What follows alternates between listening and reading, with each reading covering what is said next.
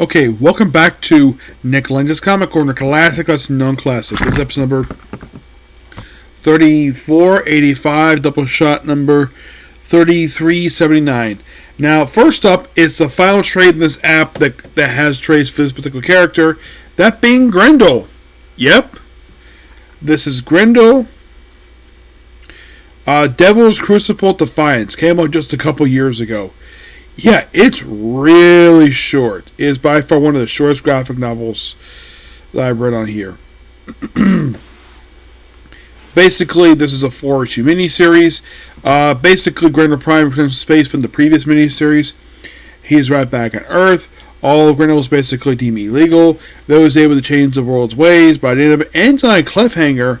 We might have more Grendels. And that's it. That's literally all we have here for this 4-issue miniseries. Yeah, sadly, like I said, it's the last one for this particular character I have in this app. Because I've checked, there's no other trades. So, yeah, I'm done with Grendel for now. Next up, we have... I give the book roughly 8 out of 10. Next up is a book that was recommended by the guy who actually wrote this thing. Jim Starlin's Dreadstar Omnibus. Yes, this character right here looks exactly like Scarlet from G.I. Joe, but it's not her. No. So this Omnibus collects...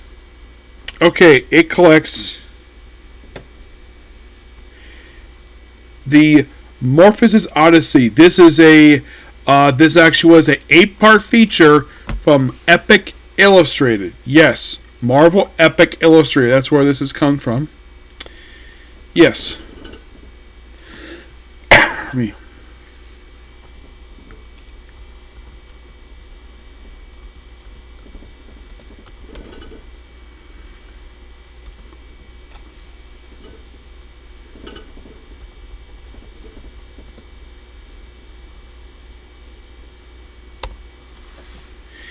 Yeah. And no wonder why, basically, because now here the thing is, now this is the early stuff. Metamorphosis Odyssey was a story that appeared Epic Illustrated.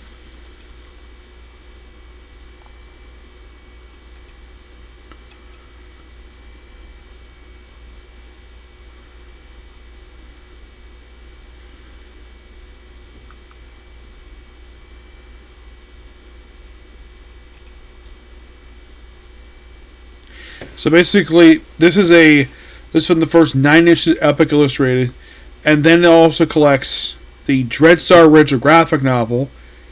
They also collect the Dreadstar story from Epic Illustrated 15, and the first 8 issues of Dreadstar. It's published by, let's see, who published this thing here? I think it was. I think it was a sub-published. Oh, this is published by Dark Horse. Yeah, published by Dark Horse. So, for those of you curious about the graphic novel, that was Marvel graphic novel number 3. Yep.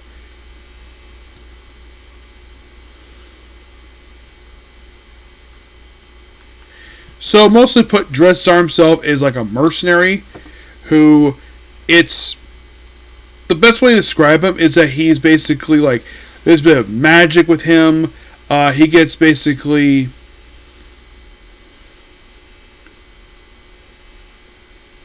So it's like, the premise is, basically the character is called Venom Dreadstar, sole survivor of the Milky Way, entire Milky Way galaxy. Several classic crewmates, including the Cyborg, says in the struggle to end ancient war between two powerful empires. The church instrumental run by the Lord Pepple, and the monarchy mentioned by Puppet King. Yeah, and the company's publishers were Marvel Comics, First Comics, Mellow Comics, Omnibus, Monkey Wrench Press, Dynamite Entertainment. And Jim Stone mostly has been the writer of this stuff. Yeah, and the Morpheus Odyssey is the start of this thing. By the way, because published under Epic Comics, that was imprint. So, basically, there's also a thing called The Price. The Price is another graphic novel.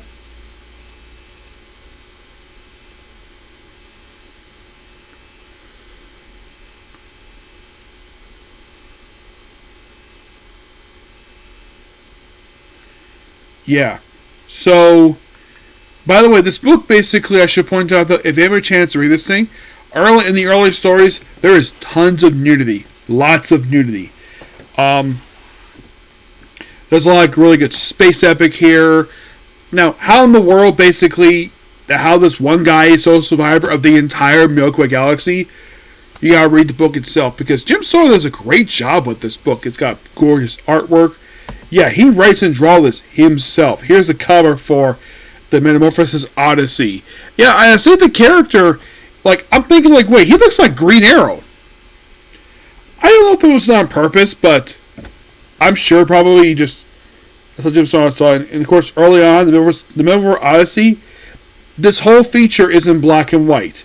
Yeah, it's a very big, big space epic.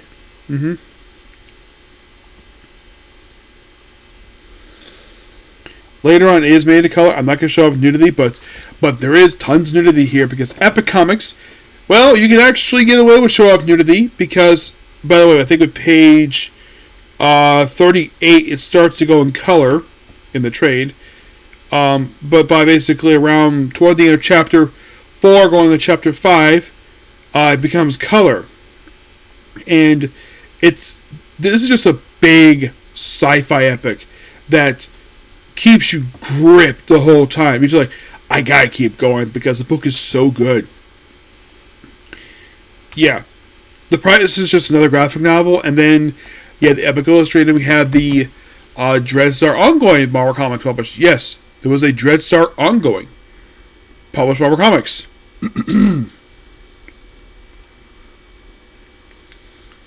Yeah, this was, of course, coming after the Marvel Graphic number 3, which was the third thing of this trilogy. And it was just published by Eclipse Comics. Yes, Eclipse. Which I heard was a really good company. They since basically went out of business. But Chuck Dixon got an early start with this company.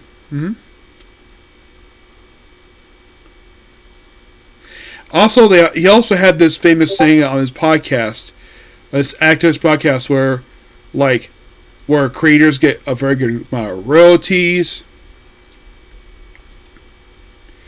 Yeah, so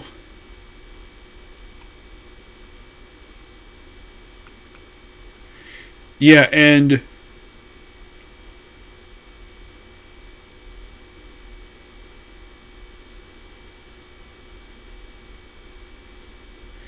so in case you're curious how many issues are for the ongoing Dreadstar, apparently there are 64 issues, and this book only contains the first 8 issues. I gotta admit, this book was a lot of fun. So I give Jim Starlin's Dreadstar Omnibus a 10 out of 10. Just check the book out; you might actually like it. I had heard of this book, I just never read it before, sadly. So apparently, Epic Comics published first 26 issues of this book, and it picked up by First Comics, who published 38 more issues. It was bi-monthly, and then it was monthly after a while. Went to Malibu.